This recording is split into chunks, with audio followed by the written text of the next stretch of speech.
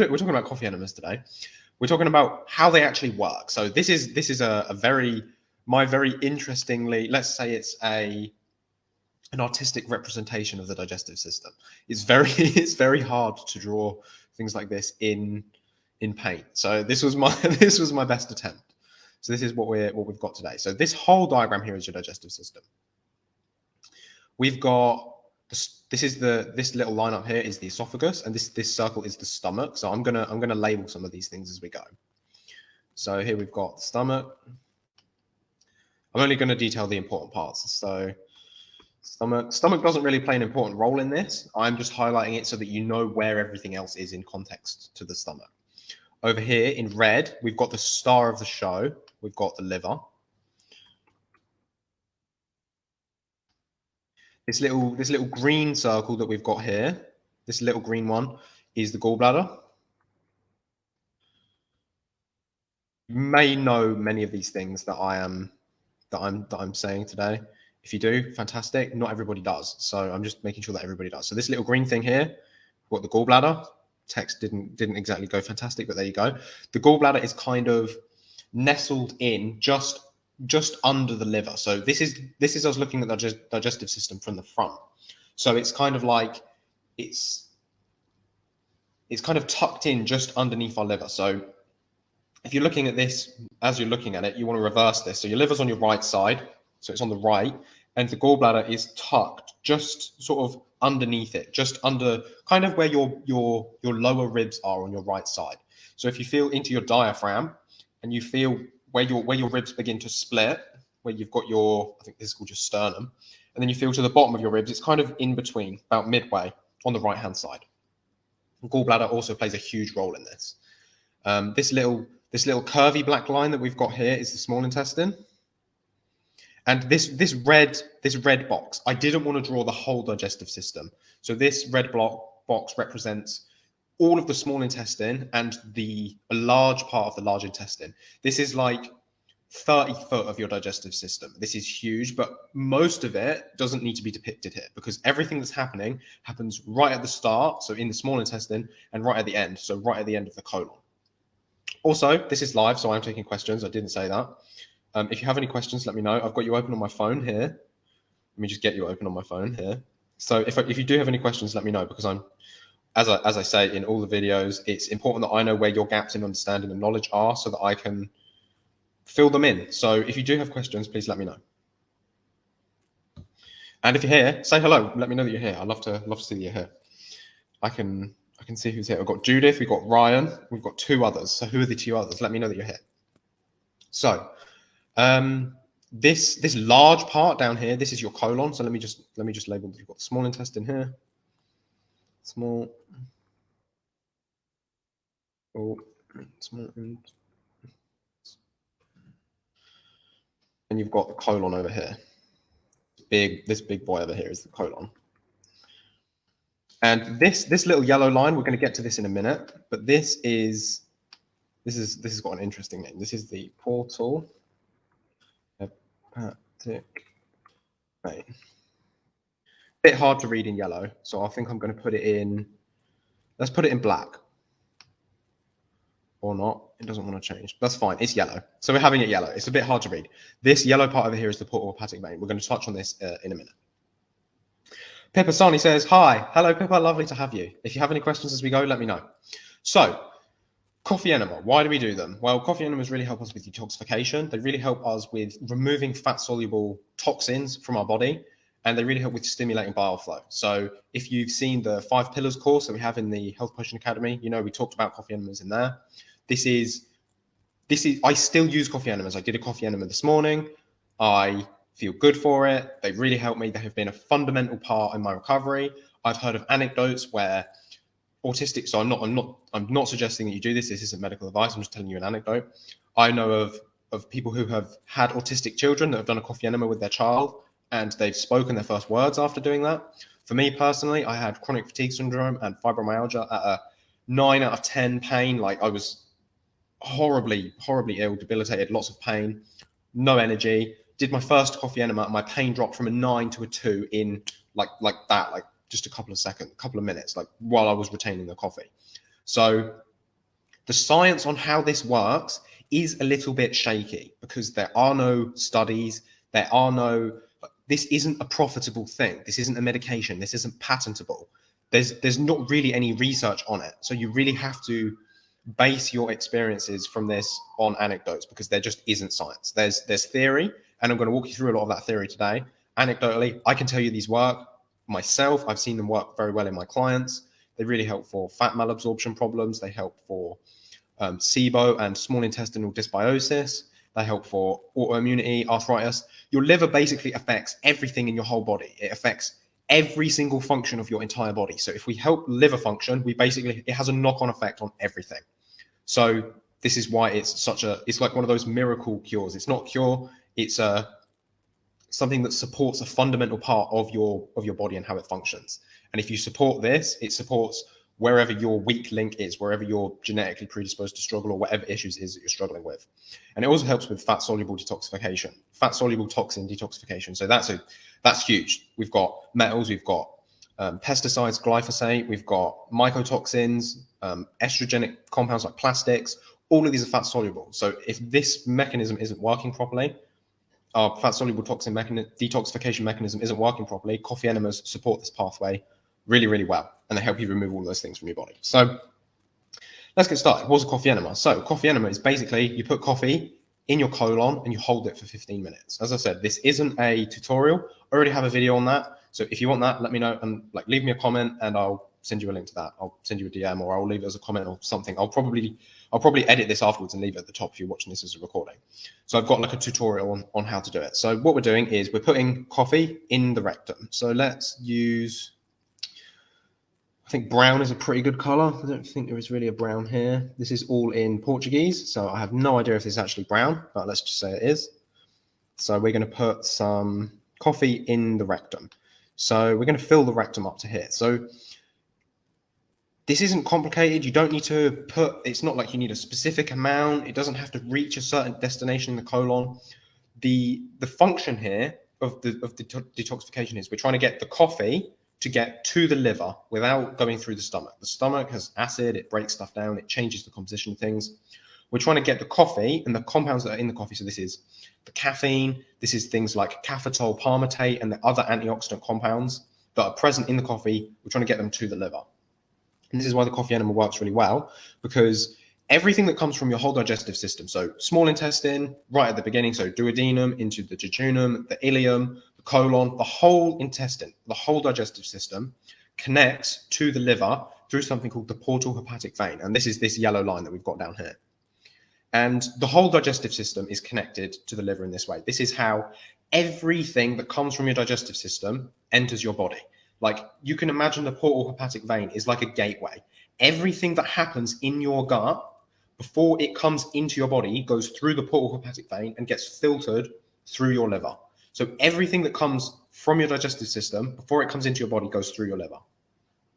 And you've got a really rich bed of capillaries right near the end of the digestive system. So all the way through the end of the colon. So you've got it like on this wall here is rich in capillaries, even in the rectum part here. You've got this whole side here is rich, and this line up here, and this line over here.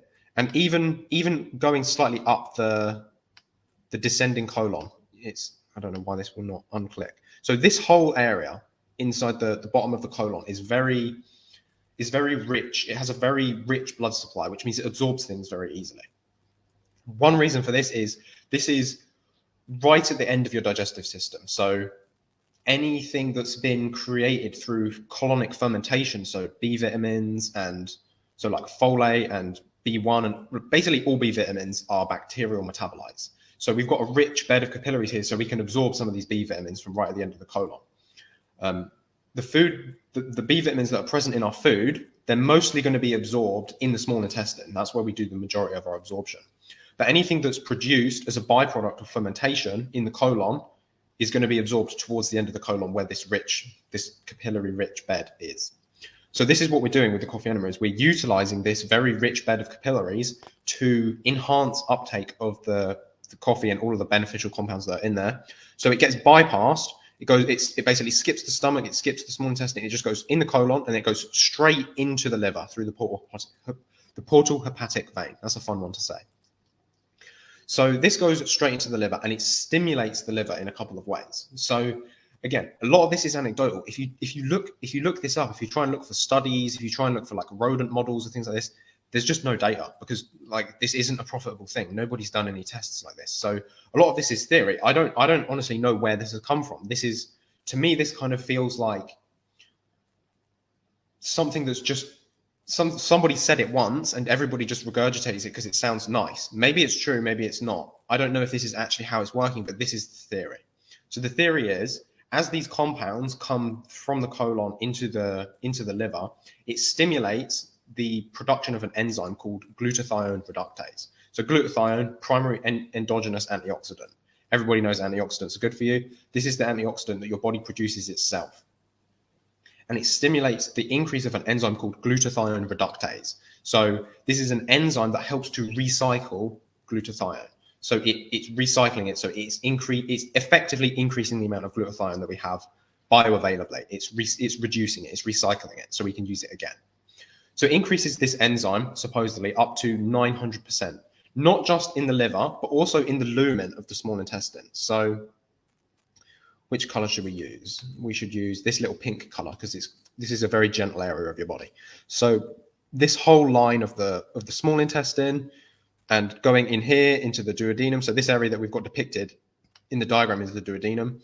We've also got this red square. This is representative of the jejunum and the ileum, which are the largest parts of your small intestine. So it's like your small intestine is like 20, it depends on the person, it's like 20 to 30 feet long. It's huge. Like if you laid this out like 20, 30 feet, it's massive. And this is all like squiggled up inside you in this. I mean, you've probably seen pictures of what the small intestine looks like. It's just loads of little loops inside your belly. It's like where your guts are. You've probably seen in a movie where somebody gets like stabbed in the guts and all their belly spills out and you've got all this like wiggly worms. Like that's the small intestine. And it increases the amount of glutathione reductase on the surface of the small intestine. So this can really help if you've got inflammation in the small intestine, because obviously glutathione reductase helps to increase the amount of glutathione you've got present there. Glutathione being an antioxidant means any inflammation is going to be soothed, it's going to be quenched, it's going to be protective. But it's also, in a way, it's stimulating the immune system in this area of the body. So antioxidants play a huge role in how our mucosal immunity works. So when we're increasing the effectiveness or the presence of this enzyme, we're increasing how our immune function is functioning in the small intestine. So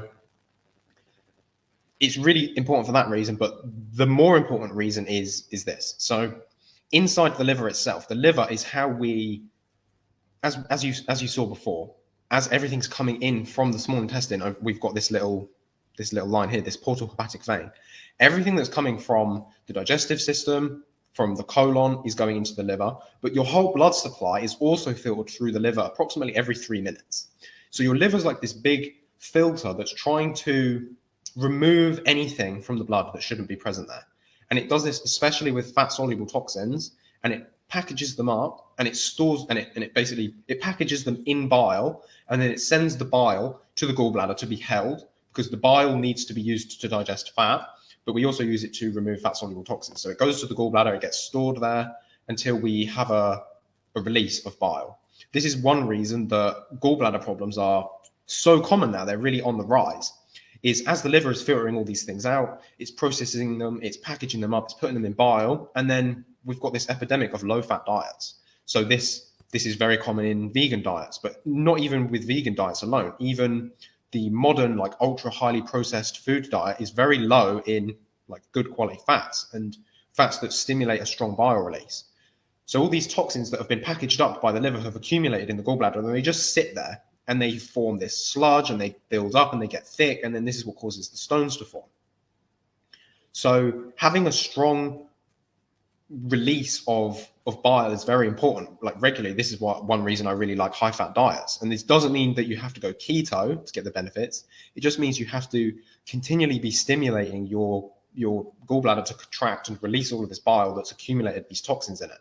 So even if you're eating a high carb diet, You still need to have fat in the diet, otherwise it doesn't stimulate this to release. But this is one reason that another reason that the coffee enema is so effective, because not only does it encourage the liver to be filtering these toxins out, packaging them up. Again, they're being bound because there's increased levels of glutathione. These toxins are being bound with the glutathione and then packaged up in the bile. So it's packaging them up, it's putting them in the bile, but it also, first of all, it dilates the bile duct. So you can imagine as we've got it depicted here, the gallbladder is just sitting right here, it's basically just under the liver, but it's right next to the small intestine as well. But in order for it to get there, there's a little pipe. There's a little pipe that connects it. So we're just going to draw it's like a tiny little pipe. It's not very big. It's like 2-3 inches. It's not very big at all. So you've got this little pipe that connects the gallbladder to the small intestine. And the thing about this pipe is, I think you can see me. Can you see me? You cannot see me. Okay, no problem. So this pipe is a sphincter-based muscle. So a sphincter is essentially a ring of muscle. So this tube has the ability to get bigger and get smaller in different situations. So one thing that's really good about the coffee enema is when you administer the coffee this way, it dilates the bile duct, which means the bile duct gets wider, it gets larger. So whatever's coming through it is able to move through it more easily. It's a larger pipe. So that's really good, because if you've got accumulated thick sludge or you've got gallstones that are a large diameter, when the gallbladder contracts and tries to push this out, the stone might get stuck because the duct is too small. So this is really helpful because it's dilating the duct. It's making it easier for the bile to flow out. But on top of that, it doesn't just dilate the duct, it actually stimulates the gallbladder to contract. So you've got this widening of the duct, so the duct is getting bigger, and then you've also got this huge force of contraction that the coffee stimulates the gallbladder to do. So it squeezes all of the accumulated bile out of this tube that's now dilated, and it also encourages the liver to produce new bile and especially package this bile up with toxins. So all of this toxic bile is then released into the small intestine. So let's depict it here. We've got this little blue circle with a black middle. Okay, interesting. We've got this toxin. So this is toxic bile that's been released. I actually really like that it came out like this, because the blue circle represents the bile and the black in the middle represents the toxin. So we've got a really interesting process that's occurring here. First of all, when you evacuate the coffee, these toxins are not being removed from your body. When the coffee comes out, it's this area here that's being evacuated. Let me just highlight it for you here. It's this area here that's being evacuated. Oh God, I didn't want it to be black in the middle. Let's redo that with, I don't know how to do it. Okay, I'll put it as full. Let's unfill it. It's this area here. Let's try that again. Yeah. So it's this area here. So if you've got any toxins, you've got any poop, you've got the coffee, everything that's in this area here that's highlighted is going to be flushed out. But all of the toxins that you've just packaged up, bound and released has happened up here in the top of the small intestine. This is like 20 to 30 feet away from the small intestine. So anything you poop out now when you release the coffee isn't actually releasing these toxins. These toxins are all up here in the upper small intestine. And you've got this bile that it's attached to. This bile, we don't really want to lose. This bile is really expensive to make. It's very costly. It requires a lot of resources. It's one of the liver's biggest jobs, is creating new bile. So if your liver's already struggling, if it's already exposed to lots of fat-soluble toxins, you don't really want to lose this bile. You want to keep it. And your body knows this, and for this reason, you reabsorb up to 90% of the bile that's released. So if you've got this process occurring where this toxic bile is released with this toxin inside it, what we want is a process of deconjugation of these bile acids to occur. So you've got this black toxin in the middle and this blue healthy bile on the outside. What we want is species of organisms in our gut, so our probiotic bacteria, to come along and decouple these things. It takes the blue, let me see if I can figure out how to do this. The blue circle, is this going to come out as a blue circle? Let me do it over here and see what happens. No, it's a black circle. So I need this one to be blue. Cool. So we've got, okay, let's just delete that one. Where's the delete button? No. So we've got this blue circle here of bile that's been deconjugated and essentially detached from the toxin, and this can now be reabsorbed. And this piece of bile will attach to something healthy. So let's use what's healthy. Green is a pretty healthy color. So we'll put a little blob of healthy. Let's call this like a fat soluble vitamin. So this is maybe like coconut oil, or it's butter with fat soluble vitamins in it. This is vitamin A, this is vitamin D, and this is ready to be reabsorbed. And this comes in through the portal hepatic vein, as we just discussed before. So the portal hepatic vein picks this up. Let's draw a little line over here. So the portal hepatic vein picks this up and takes it back to the liver, and the liver then removes the fat and the fat soluble vitamins. So it takes the saturated fat, it takes the cholesterol, it takes the omega-3s, it takes the vitamin D, it takes the vitamin A. It removes these things and it does whatever it wants to do with them. If it needs to send them somewhere, it sends them there. If it needs to store them, it stores them. Your body's smart, knows what it's doing. And it's now got this bile acid back, and it can use this bile acid again. So it will go through this same process where it binds to a toxin and then is sent to the gallbladder to be released again the next time you eat something. And this little toxin that was released, this little toxic compound, oh, I wanted to draw a circle. Let's draw a circle. This little toxic compound that got released has been detached from the bile through your bacteria. So your probiotic bacteria that are in your gut, they remove this from the bile acid, which prevents it from being reabsorbed. If this process doesn't happen, the bile acid gets reabsorbed and it still has the toxin inside it. And your liver is then going to be exposed to this fat soluble toxin again. This is what auto-intoxication is, where you're unable to detoxify because the toxin that your body is trying to push out keeps being reabsorbed. This is increased if you don't have the right microbiome, so you don't have the right gut flora to make this process occur that we just explained. And also if I lost my train of thought there. So this occurs if you don't have the right microflora present, so the gut flora is missing, and if you don't have something to bind this to. So this could be your gut flora. If you've got the perfect gut flora, your gut flora will not only remove this toxin from the bile, they'll also bind to it and it will come out in your poop. Your poop is 80% dead bacteria, so it will come out bound to dead bacteria. But if you don't have enough of these organisms present, this is the best time that you can use a binder. And this is really interesting because you'll see we don't want to use the binder in the enema itself. We don't want to administer the coffee enema with activated charcoal, with clay, because that's not where the toxin is being released in this process. The toxin is being released at the top of the digestive system. So combining the coffee enema with oral supplementation of a binder, so this could be like a clay, this could be activated charcoal, this could be a zeolite. Not really a fan of cholestyramine, which is a type of medication, because the way that cholestyramine works is instead of allowing the probiotics to do this process where they take the toxin out and they let you be able to reabsorb the bile acid, the cholestyramine just basically binds to this whole molecule of the bile acid and the toxin, and it becomes unreabsorbable.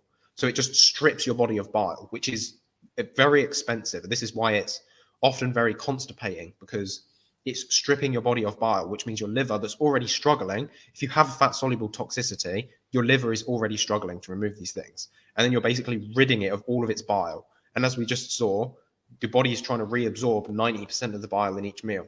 You even reabsorb the bile multiple times in the same meal. So this process that we just described, where the bile acid is reabsorbed, this can then be sent out in the same meal up to 4 times. So if you eat a large meal, you don't have enough bile stored to be able to just release it all. It's being released, it's being reabsorbed, it's being processed, it's being released again, it's being reabsorbed again, it's being processed again, and it just goes in this loop. So if you're missing the right bacteria, or you don't use a binder and you don't have the right bacteria present, this toxin is reabsorbed. This is one reason the coffee enema is really helpful, because if you've been able to bind this toxin with glutathione, even if it reabsorbs, it's non-reactive.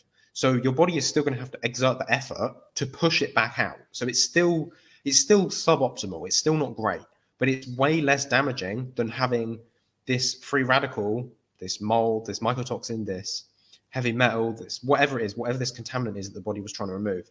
It's way better than having this coming back in when it's still reactive, because then when it's reabsorbed into the liver, it causes a reactive oxygen cascade where it just begins to damage the liver cells and it's ripping electrons off of everything, and it's just creating this vicious cycle of inflammation. So the likelihood of this happening, this reabsorption happens if you don't have the right microflora present and you've got increased levels of intestinal permeability, both of which go hand in hand. If you have increased intestinal permeability, that's also leaky gut, if you've heard of that, you've probably got an imbalance in your microflora. And if you've got an imbalance in your microflora, you've probably got increased intestinal permeability. They go hand in hand. It's almost impossible to have one without the other. So working on resolving both of those is going to help with this fat-soluble toxin detoxification.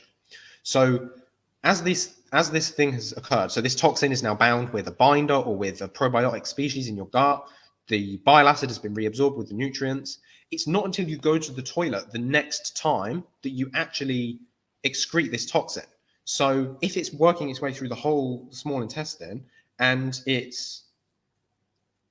you've got increased intestinal permeability, there's likelihood that it can reabsorb, and then it's going to go back to the liver and have to be pushed out again, all the way back at the top of the small intestine.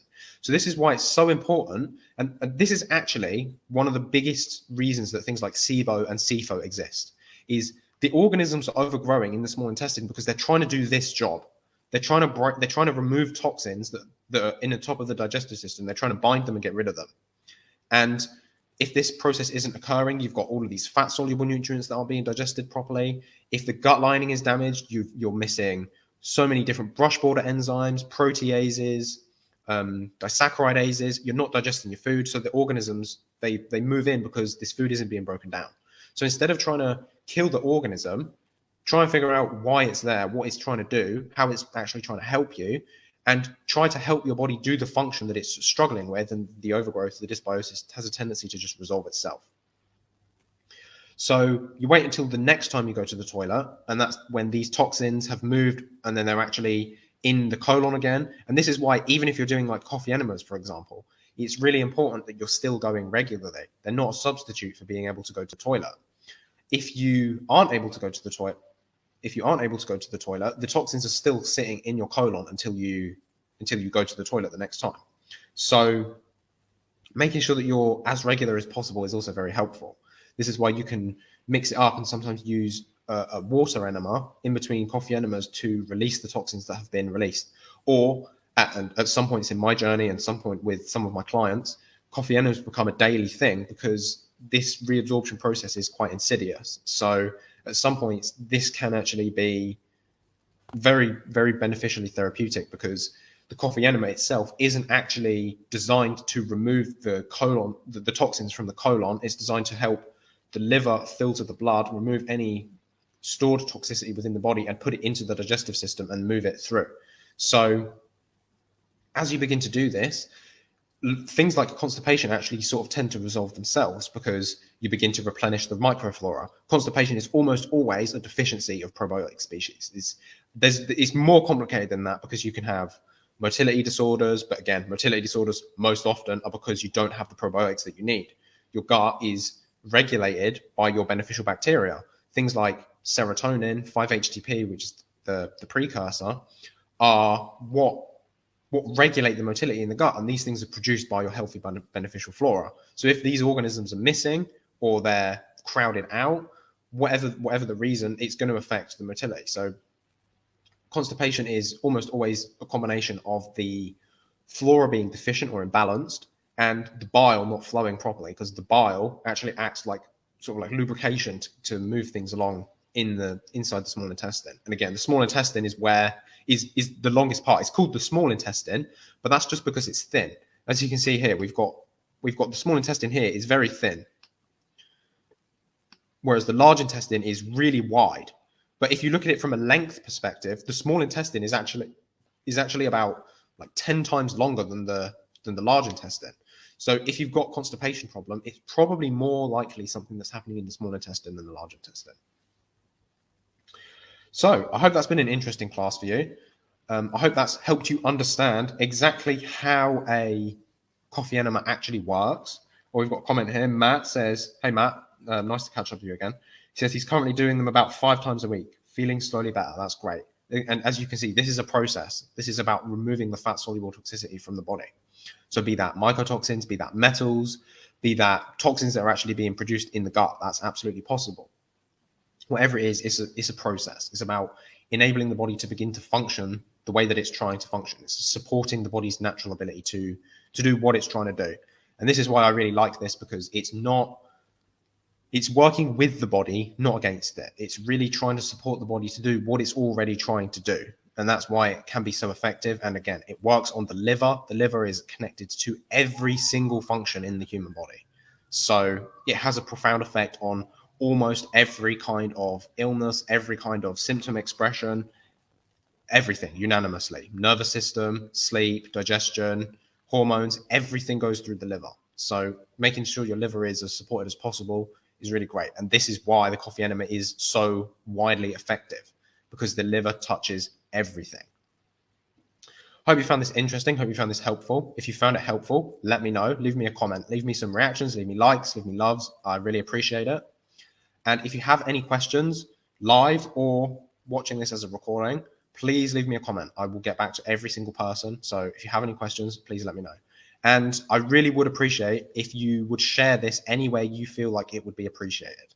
I do this to try to help people. This has been a life-changing therapy for me. You can imagine me dropping from an 8 out of 10 in pain to a 2 out of 10 in pain in 30 minutes. Like, I want that for everybody. I don't want people to suffer the way that I did. So if you found this helpful, please, like, really, I sincerely would appreciate it if you would share it wherever you think it would be appreciated. That's everything from me today. Oh, we've got Ryan. He says, great class, Billy. Thank you very much, Ryan. And Pippa says, really helpful. Thanks. You're most welcome, Pippa. Thank you very much for your feedback. I really appreciate it. And I hope you have a lovely day. I'm going to figure out how to finish up this live. I think I'll just click over here into StreamYard and then I end broadcast. I will see you all very soon. Thank you. I'll see you. Bye-bye. Oh, missed it. Now we got it. See you.